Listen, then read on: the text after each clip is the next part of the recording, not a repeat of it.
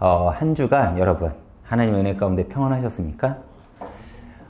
우리 교회는 계속해서 사무엘서를 통해서 하나님의 음성을 듣고 있습니다. 사실 제가 역사서 이 사무엘서 말씀을 준비하다 보면 말씀이 참 부담스럽습니다. 좀 위로가 있고 희망이 보이는 말씀이면 좋은데 역사서는 어떻게 보면 이렇게 한마디로 요약할 수 있을 것 같습니다. 성경의 역사서는 이스라엘의 불순종의 역사서를 대부분 다루기 때문에 사실 말씀을 준비하다 보면 어쩔 수 없이 불편한 말씀을 여러분들한테 전할 수밖에 없어요. 그런 마음이 저 역시도 힘든 것도 사실입니다. 근데 우리가 지금 이렇게 진행되는 말씀의 흐름 속에서 이 말씀을 통해 우리는 나를 볼 수 있어야 돼요. 왜 우리의 신앙이 틀어졌는가? 사실 우리가 오랫동안 신앙생활을 했지만 우리는 지금까지 내가 듣고 싶은 말만 우리가 어쩌보면 찾아서 들었을 수도 있습니다. 그리고 그런 말씀들이 우리가 느끼기에는 좋다고 여겼었죠. 아까 제가 예배를 들어가기 전에 우리가 예배를 위해 기도를 할 때 그런 말을 했죠. 우리의 신앙이 어디서 무너지는가? 바로 내가 보기에 나는 좋은 것을 드렸고 나는 하나님 앞에 열심도 냈는데 중요한 것은 무엇이에요? 그것이 하나님께 맞았는가 안 맞았는가입니다. 내 귀에 그것이 은혜가 되고 내가 느끼기에 그것이 좋은 말씀이라고 생각되는 것이 과연 지금 하나님이 나에게 들려주는 말씀인지, 아니면 불편하지만 그 지금 말씀의 흐름을 통해서 나에게 들려지는 것이 하나님의 말씀인지, 우리는 그것을 지금 이 역사서를 통해서 우리가 들을 수 있어야 됩니다. 우리는 역사서를 함께 보면서 우리의 신앙의 현실을 불편하지만 마주보게 되죠. 여러분들은 사울이라는 인물이 어떻게 받아들이십니까? 쟤는 저렇게 해서 하나님께 책망을 받았어. 저렇게 했기 때문에 나라가 길지 못했어. 단지 이렇게 바라보시나요? 혹시 이 사울이라는 인물이 나의 모습으로 여러분들은 비춰지지 않는가요? 그렇게 우리는 오늘 말씀을 통해서 하나님의 음성을 여러분들이 듣는다면 지금도 성경의 하나님의 역사는 우리의 삶에도 여전히 동일하게 역사하실 것입니다. 지난주 우리는 사울이 하나님의 명령을 따라 아말렉과 전쟁을 한 장면을 함께 보았습니다. 그런데 여기서 사울은 하나님이 진멸하라고 한 그 명령을 따르지 않고 자신이 보기에 좋은 양과 소를 남겨두죠. 그리고 오늘 말씀이 이어집니다. 제가 오늘까지 15장 말씀을 마무리를 하려고 했는데 제가 어제 말씀을 계속 준비하다 보니까 분량이 너무 많아지더라고요. 그래서 중간에 끊고 나머지는 제가 다음 주에 이어서 하겠습니다. 오늘은 사무엘상 15장 10절에서 16절까지 말씀을 전하겠습니다. 제가 오늘 본문을 보겠습니다. 제가 10절과 11절을 먼저 읽어보겠습니다. 여호와의 말씀이 사무엘에게 임하시니라. 이르시되 내가 사울을 왕으로 세운 것을 후회하노니 그가 돌이켜서 나를 따르지 아니하며 내 명령을 행하지 아니하였음이라 하신지라. 사무엘이 근심하여 온 밤을 여호와께 부르짖으니라. 오늘 본문에서 보면 하나님은 사울을 왕으로 세우셨다는 것을 후회하셨다고 합니다. 이 말씀의 내용은 사실 우리를 좀 당황스럽게 합니다. 왜 그러냐면 지금까지 우리가 알고 배운 하나님은 어떤 분이시죠? 실수가 없으시고 후회가 없으시는 분입니다. 그렇죠. 모든 것을 아시고 모든 것을 계획하시는 분입니다. 그런데 하나님이 사울을 왕으로 세웠다는 것을 후회하셨다는 거예요. 마치 인간이 어떤 행동을 했는데 그 행동에 대한 후회를 한 것과 비슷하게 우리가 다가오죠. 우리는 이것을 어떻게 받아들여야 될까요? 하나님의 마음이 변덕스러운 게 아닌가라는 의문을 우리는 가질 수가 있습니다. 근데 사실 이 하나님이 후회하신다는 이 말씀을 이해하는 열쇠는 무엇이냐 하면 바로 인간의 죄입니다. 하나님 입장에서는 죄를 원하지 않는다는 거예요. 마치 하나님께서 인간을 창조하시고 너무나도 보기에는 좋았었지만 하나님의 명령을 어기고 선악과를 따먹음으로써 죄인된 우리를 바라보는 그 입장과 비슷하다는 것이죠. 하나님의 생각은 변함이 없으십니다. 창조 때 그 목적은 여전히 지금도 이루어가세요. 하나님의 마음은 수시로 변하는 게 아니에요. 하나님이 후회하신다는 그 의미는요, 사울 왕을 향한 하나님의 깊은 고통과 아픔을 말하는 거예요. 인간이 타락함으로 아파하는 그 하나님의 마음, 자신을 떠남으로 죄와 사망 가운데 방황하는 그 인간을 바라보면서 아파하는 그 하나님의 마음을 표현한 것입니다. 그리고 하나님은 그 아픈 마음을 내가 사울이 왕된 것을 후회한다고 표현한 것입니다. 이것은 사울을 미워한다, 사울을 싫어한다는 게 아니에요. 이제부터 죄 가운데 빠져서 살아가는 사울을 바라보면서 안타까워하시는 하나님의 한탄이라는 것입니다. 그리고 이 후회라는 표현에는 이런 의미도 있습니다. 하나님의 구속의 역사는 계속해서 진행되어 갈 것입니다. 바로 그 과정 속에서 이스라엘 왕은요, 굉장히 상징적이고 중요한 역할을 가지죠. 왜 그렇습니까? 바로 참된 왕이신 그리스도의 예표가 되기 때문에 그렇습니다. 앞으로 메시아 그리스도가 유대의 왕으로 오실 겁니다. 참된 왕으로 오실 거예요. 그 예표가 누구라고요? 이스라엘 왕입니다. 그리고 사울은 초대 왕이죠. 어떤 왕보다도 상징적인 의미를 가집니다.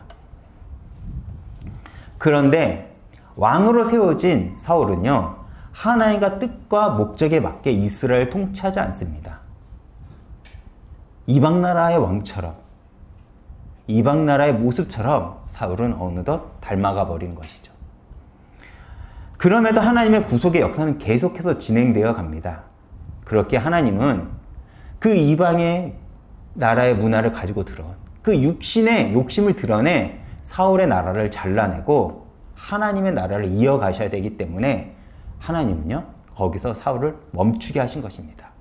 그리고 구속의 역사를 이어가시고자 한 것이죠. 제가 한 예를 들어 보겠습니다. 한 부흥된 교회가 있다고 생각해 봅시다. 그 목사님이 처음 개척하고 시작할 때는 굉장히 신실했습니다.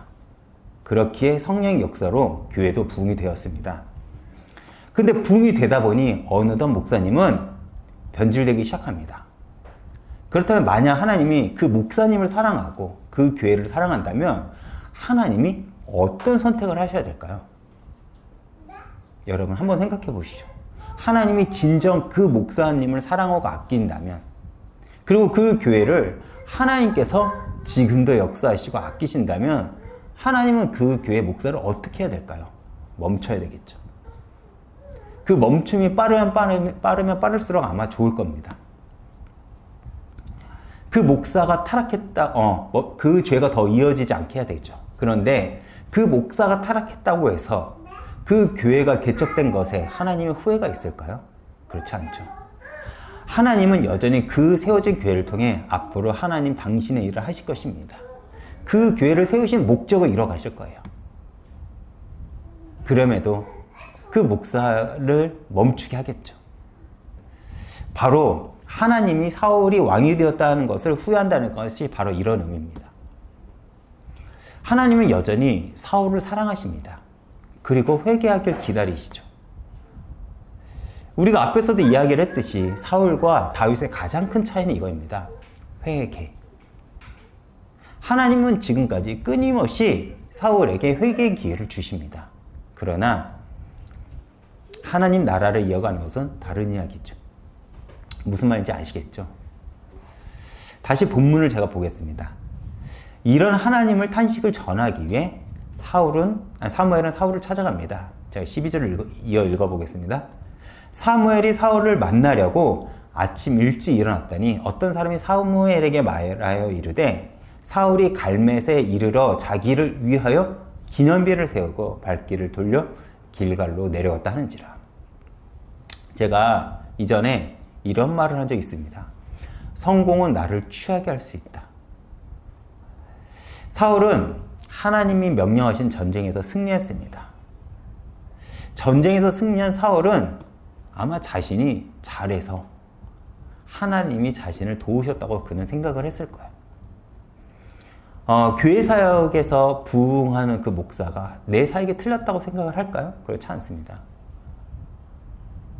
내가 어떤 방법을 써도 부흥되는 그 맡은 파트가 어쩌면 내가 맡겨진 교회가 부흥하면 그 목사는 내가 잘했다고 생각을 할 거예요. 마찬가지죠. 하나님의 도우심으로 사울은요 왕이 되었습니다. 하나님의 도우심으로 나라가 강해졌어요. 하나님의 도우심으로 아멜렉과의 전쟁에서 승리했습니다. 그런데 사울의 착각은 바로 이거예요. 내가 잘했다는 것입니다. 그 승리에 취해 사울이 행한 일이 무엇입니까? 바로 갈멜에서 자신의 기념비를 세운 것입니다. 당시 고대 사회에서는 왕의 업적을 기념하기 위해서 기념비를 세우는 문화가 있었죠. 한 큰 예가 우리가 잘 아는 기념비가 하나 있죠. 저기 중국 땅에 뭐가 있습니까? 고구려 누구냐? 광개토대왕비. 그렇죠. 광개토대왕의 그 업적을 기리기 위해서 기념비를 세우지 않았습니까? 이렇듯 이방 나라 왕들은 자신이 어떤 업적을 세우면 그것을 기념하기 위해 기념비를 세웠고 자신들을 우상화했습니다. 왜 그러냐? 그렇게 해야 나라를 다스리기 적합하기 때문에 그래요. 그렇죠. 내가 얼마큼 위대했는지, 내가 얼마큼 대단한지 과시하면 과시할수록 백성들은 내 말에 충성하기가 수월하기 때문에 그런 작업들을 했습니다. 이렇듯 이방 나라들은 어떤 업적을 세우면 그것을 기념하기 위해 기념비를 세웠고 그렇게 왕을 우상화했습니다. 그러나 이스라엘은 다르죠. 이스라엘은 다릅니다. 이스라엘은 언제 기념비를 세우냐? 하나님의 일을, 하나님의 역사를, 하나님의 통치를 기념하기 위해 기념비를 세웁니다. 그 대표적 사건이 무엇입니까? 여호수아서 4장 5절에서 7절까지 제가 읽어보겠습니다. 그들에게 이르되 요단 가운데로 들어가 너희 하나님 그 앞으로 들어가서 이스라엘 자손들의 지파 수대로 각기 돌 한 개씩 가져다가 어깨에 매라. 이것이 너희 중에 표징이 되리라. 후일에 너희의 자손들이 물어 이르되 이 돌들이 무슨 뜻이냐 하거든 그들에게 이르기를 요단물이 여호와의 언약궤 앞에서 끊어졌나니 곧 언약궤가 요단 건널 때에 요단물이 끊어졌으므로 이 돌들이 이스라엘 자손에게 영원히 기념이 되리라 하라 하신지라. 이 사건 여러분들 잘 아시죠?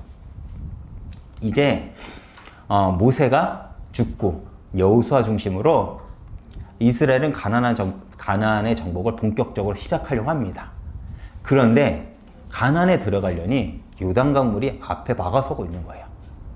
어떻게 그 요단강물을 들어갈까 고민하다가 하나님이 명령하시죠. 언약궤를 맨 제사장들이 먼저 건너가라고 명령을 하십니다. 그리고 언약궤를 이스라엘은 그 하나님의 명령에 순종하여 제사장들이 언약궤를 메고 요단강 물을 밟을 때 위에서 흘러내리던 물이 그치고 이스라엘 민족은 요단강을 물을 건너가게 됩니다. 그리고 그 사건을 기념하기 위해 기념비를 세운 거예요. 왜죠? 이 돌들이 나중에 후손들 중에 이 돌들이 어떤 의미예요? 라고 물어보면 그때 하나님께서 우리 민족에게 이런 역사를 하셨어. 하나님의 살아계심을 말하라는 것이죠. 하나님을 기념하기 위해서 하나님의 역사를, 하나님의 일하심을요.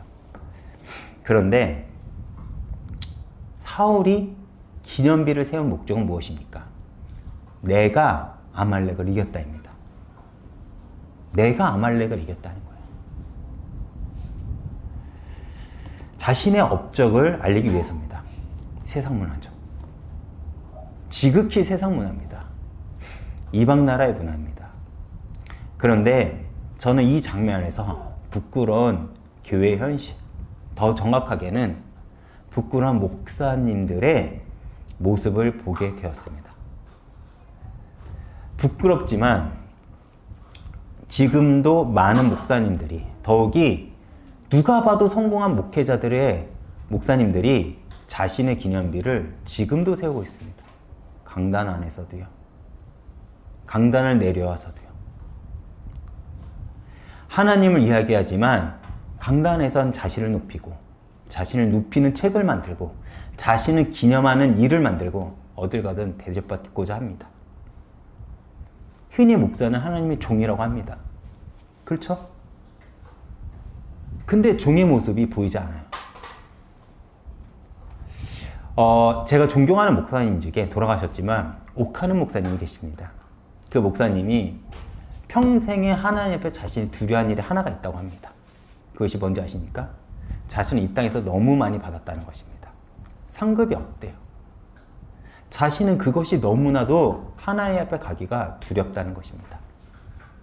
자신은 그렇게 목회하기 싫었는데 어떻게 하나님께서 역사하셔서 그 큰 교회를 이뤘다고 합니다. 자신이 처음에 자신과 함께 했던 교인들이 대단한 사람들 들어오면서 나가게 될 때 그 찢어지는 아픔을 자신은 잊지 못한다고 합니다. 그래서 자신은 이 땅에서 너무나도 많이 누려서 그것이 하나님 앞에 지금도 두려웠다고 합니다. 평생을 자신의 영향력을 펼치지 않기 위해 몸부림을 쳤다고 합니다. 근데 오늘날 많은 목회자들은 나를 과시하기 위해 살아가는 것 같습니다. 오늘날 교회들이 그래요. 내가 얼마큼 더 과시하는지, 마치 하나님이라는 명분을 내세우지만 나를 높이고자 합니다. 누구처럼요? 사울처럼. 목사는 이걸 누리는 게 당연해. 왜? 전도자니까. 아니에요. 더 하나님의 뜻과 목적에 맞게 살아가야죠. 이거는 철저하게 세상 문화입니다. 기업의 성공 스토리, 누군가의 성공 이야기, 성공 신화들, 이런 나를 높이고 나를 세우는 기념비 문화가 그런데 어느덧 교회 안에 들어와 버린 겁니다. 근데 문제는 뭐예요? 많은 성도들이 거기에 열광한다는 겁니다. 어떤 사람들이 냉정하게 열광하는지 아십니까? 딱 이런 사람들이에요. 세상의 논리를 가지고 있는 목회자들, 세상의 문화를 가지고 있는 목회자들에게 성도들은 반응한다는 것입니다. 마치 그것을 카리스마로 표현하면서, 마치 그것이 신앙의 당당함으로 포장하면서요. 아니죠. 정말 목회자라면 하나님을 알면 알수록 더 겸손해야 됩니다. 하나님을 알면 알수록 더 낮아져야 돼요. 하나님을 알면 알수록 내가 높아지는 것이 아닌 하나님의 이름이 더 빛나야 됩니다. 근데 어느 날, 어느덧 한국교회에서는 그것이 사라져버린 것입니다. 여러분, 교회는 어떤 곳이어야 됩니까? 하나님을 기념하는 곳입니다. 하나님을 기억해야 됩니다. 그리고 하나님의 말씀이 남아야 됩니다. 다시 돌아가 하나님의 뜻과 목적으로 이스라엘을 다스려야 하는 것이 이스라엘의 왕으로서의 당연한 책임인데, 그 자신의 자리에, 그리고 성공에 취해 어느덧 세상 문화를 따라가는 사울 자신이 높아지고자 한 것입니다. 그리고 이런 모습에 하나님은 실망하신 것이죠. 다시 이어서 말씀을 보겠습니다. 13절입니다. 사무엘이 사울에게 이른즉 사울이 그에게 이르되 원하건대 당신 여호와께서 복받으소서 여호와의 명령을 행하였나이다. 우리는 이 장면에서 오늘날 교회의 타락을 보게 되죠. 여러분, 교회가 왜 타락했을까요? 내가 어디서 어떻게 틀어진지 모른다는 것입니다. 제가 어제 수업 중에 이런 토론 주제가 있었습니다. 어제 기독교 신앙의 윤리라는 수업이 있었는데 이 한 주제를 가지고 잠깐 토론을 했어요. 어떤 주제냐면 사람이 과연 변할 수 있는가? 여러분은 어떻게 생각하시나요? 많은 학우분들이 이런저런 자신 이야기를 했어요. 물론 하나님의 은혜가 임하면 변합니다. 하나님의 사랑이 임하면 변합니다. 맞습니다. 저는 그것을 100% 동의합니다. 그러다가 저에게도 말할 기회가 있었는데 저는 언제 사람이 변하느냐라고 저에게 질문이 왔을 때 이렇게 저는 대답했습니다. 철저한 나의 처절한 나의 실존을 마주하고 그 절망 앞에 섰을 때, 내가 그걸 인지했을 때, 더 나아가 그 절망 가운데 복음이 소망을 내가 미세하게나마 발견을 했을 때 인간은 변하게 되는 것 같습니다. 라고 제가 이야기를 했습니다. 왜요? 여러분, 구원의 시작이 언제인지 아십니까? 영적 기도가 아니에요. 구원의 시작이 언제인지 아십니까? 여러분들이 교회에 나와서 예배를 드리는 게 아닙니다. 구원의 시작은요, 처절하게 내가 죄인임을 자각할 때 그때의 시작입니다. 그래야 예수가 진짜 그리스도로 내 삶에 역사하시고 진짜 내 삶의 주인이 되시고 진짜 내 속사람이 바뀐다는 거예요. 내가 처절하게 나를 부정해야지 예수께서 내 안에 주인으로 역사하실 수 있다는 것입니다. 그래야 바뀌는 거야. 예수 믿으면 변한다. 바로는 이런 의미입니다. 처절하게 내가 부정이 돼야 돼요. 처절하게 내가 내 속사람이 죽어야 된다니까요. 근데 내 속사람이 죽지도 않고 그 위에 어떤 역사가, 성령의 역사가 임한들 내가 변하겠습니까? 우리가 그것을 교회 현실에서 굉장히 많이 마주하지 않았습니까? 저렇게 오래 신앙생활을 했는데 왜 여전히 이래? 저렇게 오래 신앙생활을 했는데 왜 여전히 저렇게 이기적이고 왜 저렇게 자기중심적이야? 왜요? 내 처절한 속사람이 변하지 않았기 때문에 그렇습니다. 불신자도요, 내 삶의 그 비참한 현실을 마주할 때 자각을 하게 됩니다. 내가 변해야겠다. 근데 불신자와 우리의 차이는 뭡니까? 우리는 방향을 알죠. 나는 어디로 가야 되는지, 어느 쪽으로 우리가 향해야 되는지, 그것이 생명의 길인지 우리가 압니다. 불신자는 모릅니다. 그래서 불신자는 변하는 게 내 열심, 착하게 살자, 윤리도덕으로 살자로 갑니다. 그렇지 않나요?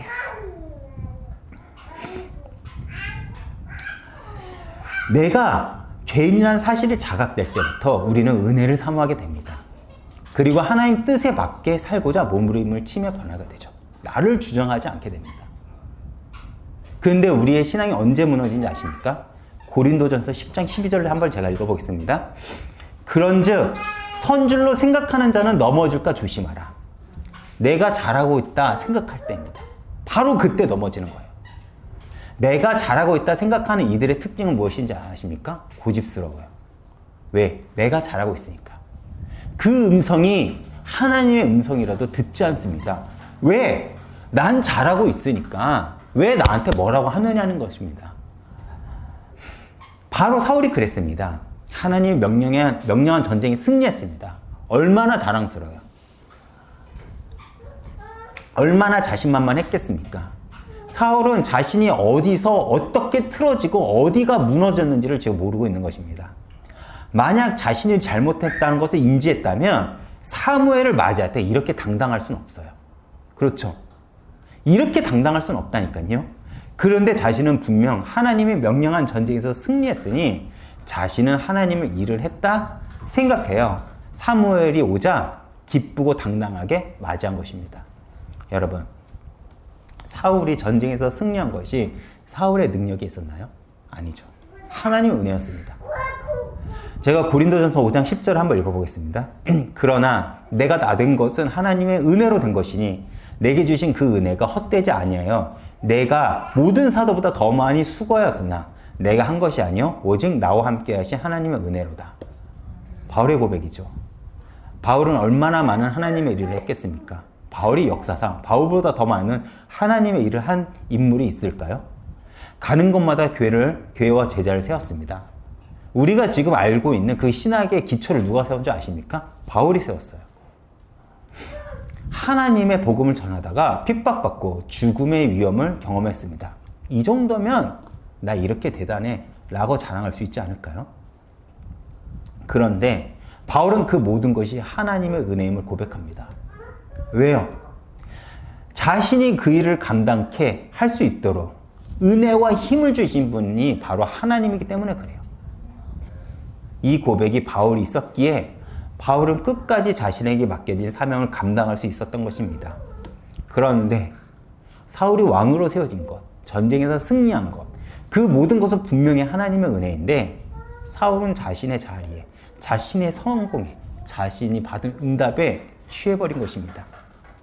여러분, 영적 싸움이 뭐라고 생각하십니까?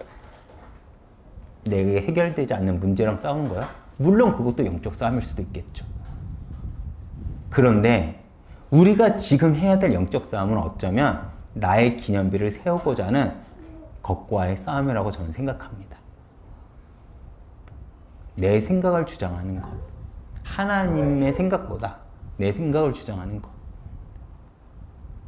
내 의를 드러내고자 하는 것. 우리는 그것이 잘된 것이든 안 된 것이든 끊임없이 하나님 앞에서도 나를 세웁니다. 잘 되면 내 의를 세우고 안 되면 그 이유와 핑계를 대죠. 우리의 속사람이에요. 우리가 왜 안 됩니까? 그 이유와 핑계가 나에게 있지 않아요. 외부에 있죠. 우리는 끊임없이 내 억울함만 하나님 앞에 주장을 합니다. 난 이렇게 했는데, 난 이렇게 했는데, 그렇죠. 인간관계가 언제 틀어진지 아십니까? 바로 나를 내세울 때입니다. 여러분, 그 안에는 하나님이 없습니다. 우리는 그 싸움을 하는 거예요. 하나님 안에 거하는 싸움. 나의 하나님을 붙잡는 싸움. 왜요? 그래야 우리는 틀어지지 않기 때문에 그렇습니다. 다시 돌아가 자신을 당당하게 맞이하는 사울을 보면서 사무엘은 왜 하나님의 명령을 따르지 않았냐고 책망을 하죠. 14절입니다. 사무엘이 이르되 그럼 이 양의 소리와 내게 들리는 소의 소리는 어찌 됨이니까 하니라. 양의 소리와 소의 소리, 세상의 소리. 왜 당신은 하나님의 음성을 듣지 않고 내 귀에 들리는 세상의 모습과 세상의 소리는 어찌합니까? 라고 얘기를 합니다.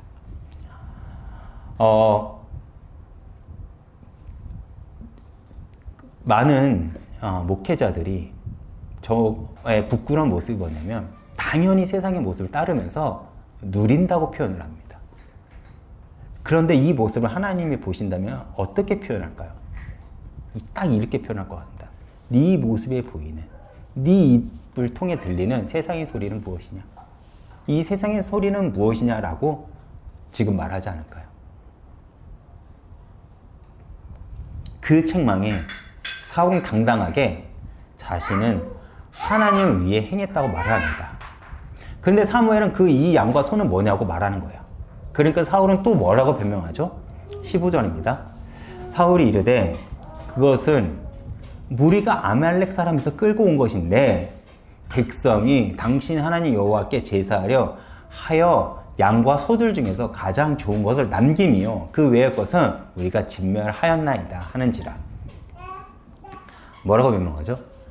제사를 드리기 위해서 하나님께 좋은 것을 드리기 위해 남긴 것입니다 라고 변명을 합니다. 근데 여러분 사무엘상 15장 9절에 보면 사울이 양과 소를 남길 때 하나님을 위해서라는 말이 언급되어 있나요? 되어 있지 않습니다. 철저하게 자신을 위해서 남겼습니다. 사울이 제사를 위해 좋은 것을 남겼다는 것은 단지 명분을 위한 말이었을 뿐입니다. 이 말이 이해가 가나요? 사울은 아까웠을 뿐이에요. 그 재물들이요. 아니 그 재물이요. 그 양과 소들이요. 우리가 보기엔 이겁니다. 건물, 돈, 어쩌면 좋은 직장, 좋은 배우자. 더 아까운 거 말해볼까요? 우리 자녀가 좋은 대학 갈 수 있는 기회. 내 자녀가 이 대학을 가야 하나님께 영광을 돌릴 수 있습니다. 내가 이 성공을 얻어야 하나님께 영광을 돌릴 수 있습니다. 그러니 하나님, 먼저는 내가 이 길부터 가고요. 먼저는 내가 여기에 집중부터 하고요. 이 모습이에요.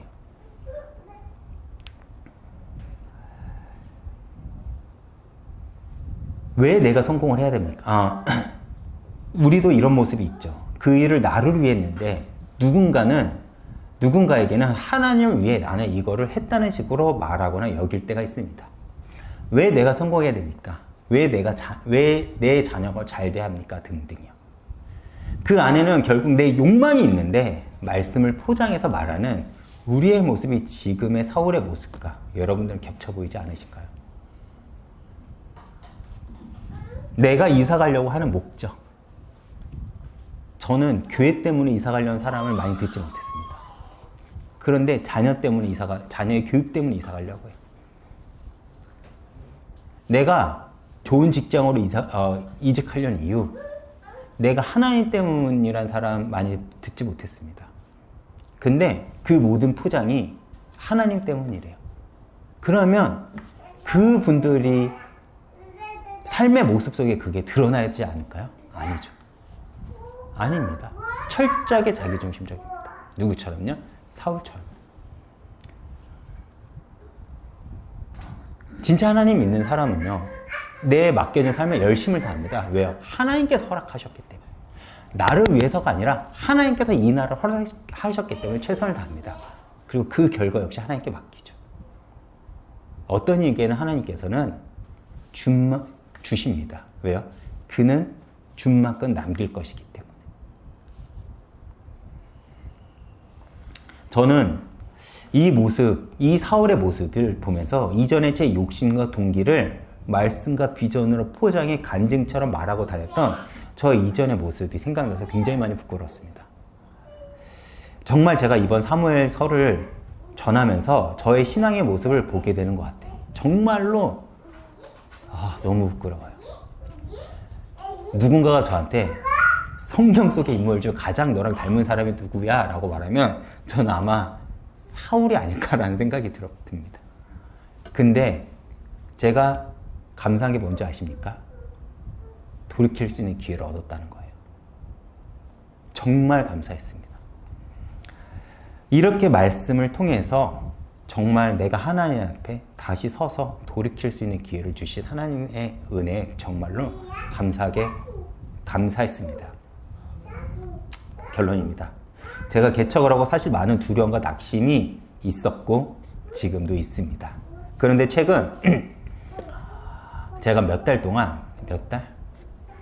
굉장히 부르짖는 기도를 하고 싶은 거예요. 굉장히. 그래서 실력이 안 되냐. 아무리 집에서나 혼자서 하려고 해도 그 분위기가 안 잡혀서 잘 안 되더라고요. 그러다 지난주 오후 예배 때 어쩌다 보니 이제 찬양을 계속 부르고 이제 아내랑 찬양을 부르고 이제 그 찬양 집회 찬양을 틀면서 같이 이렇게 찬양을 불렀습니다. 그러다가 같이 뜨거워지다 보니까 이제는 기도 시간에 굉장히 이제 부르짖어서 한 30분 좀 넘게 이렇게 기도를 했어요. 물론 오랜만에 부르짖어서 목이 그게 따라가질 않아가지고 목 아파서 중단은 했습니다. 그때 기도하면서 제가 했던 고백이 있었어요. 나를 위해 움직이지 않겠습니다. 하나님의 영광이라는 이름을 대고 하나님 나라를 위해 움직이지 않겠습니다. 하나님이 주신 그 자리에서 하나님이 나에게 원하는 그 자리에서 나는 기도하면서 예배하면서 버티는 신앙의 순종, 그것을 할 수 있도록 저에게 은혜를 주세요. 비록 교회를 크게 세우지 못한다 할지라도 교회를 붙잡고 그 자리에서 울면서 기도하겠습니다. 다른 것은 몰라도 예배 자리는 지키겠고, 이 예배는 하나님이 예배 자리를 허락하시고 하나님이 보내지 않는 한, 하나님이 이 예배를 없애지 않는 한 이 예배가 몇 명이 온다고 할지라도 저는 버티며 이 예배 자리를 지키겠습니다 라는 기도를 부끄럽지만 했습니다. 제가 말한 비전, 내가 말한 소망, 내가 맡은 꿈을 쫓는 게 아니라 하나님 소리에 귀를 기울이고 하나님 원하는 자리에서 버티고 울며 하나님이 일하실 것을 믿기 때문에 내 느낌과 감정이 아니라 주님을 바라보며 나는 버티겠습니다. 그거를 지난주에 제가 고백을 했어요. 물론 계속해서 그걸 쌓아야 되겠죠. 지금은 입 밖에 내놓는 수준입니다. 여러분, 우린 너무나도 많이 다른 소리에 귀를 많이 기울입니다. 우리가 왜 그 소리에 반응하는 것이냐? 여러분의 인생이 하나님 것이고 여러분 것이 여러분이 하나님 것이라는 고백되지 않아서입니다. 다시 말하겠습니다. 우리는 여전히 나를 기념비로 세우고 싶은 거예요. 솔직히 부흥에 대한 욕심과 동기가 없는 목사는 없어요. 근데 왜 부흥하고 싶냐는 거예요. 왜? 사울이 여기서 날아가 버린 것입니다. 자기 것을 내세우고 싶은 그 욕심에 그의 나라는 날아간 거예요. 여러분, 진짜 하나님의 말씀이 나에게 있느냐, 하나님이 나에게 있느냐가 굉장히 중요해요. 만약 그것이 없다면 우리는 광역이 빗나간 삶을 사는 것이죠. 죄는요, 윤리, 도덕, 처벌을 넘어섭니다. 여러분, 지금 우리가 뭘 배워야 됩니까? 하나님 앞에 버티고 가는 그 단단함을 배워야 됩니다. 예배 안에서 하나님을 붙잡는 신앙이 나에게 있어야 돼요. 양의 소리도, 소의 소리도, 그리고 세상의 소리가 나를 움직이게 하는 것이 아니라 주님의 음성만이 나를 움직일 수가 있는 것. 그렇게 우리 삶에 하나님의 기념비를 우리는 세워가는 싸움을 해야 됩니다. 여러분의 흔적이 하나님의 흔적이 돼야 된다는 거예요. 이 고백이 저와 여러분에게 있어야 됩니다. 여러분의 심장 속에 여호와의 이름이 있는지 여러분 점검하시길 바랍니다. 저는 점검해 보니까 흐리더라고요. 그래서 다시 새기려고 합니다. 여러분의 여러분들 귀가 여호와의 이름을 듣는지를 여러분 점검하시길 바랍니다. 여러분들의 눈이 여호와를 바라보고 있는지를 점검하세요.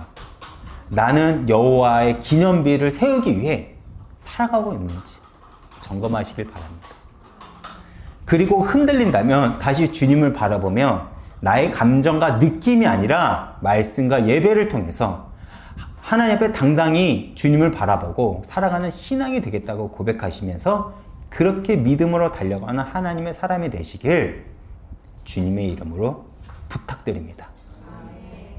제가 이번 주 찬양은 주님 말씀하시면 이라는 찬양을 준비했습니다.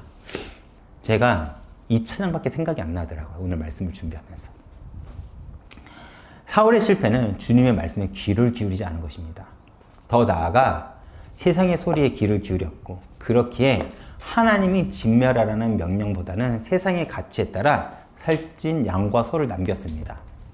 세상의 관점을 보면 사울이 현명해 보입니다.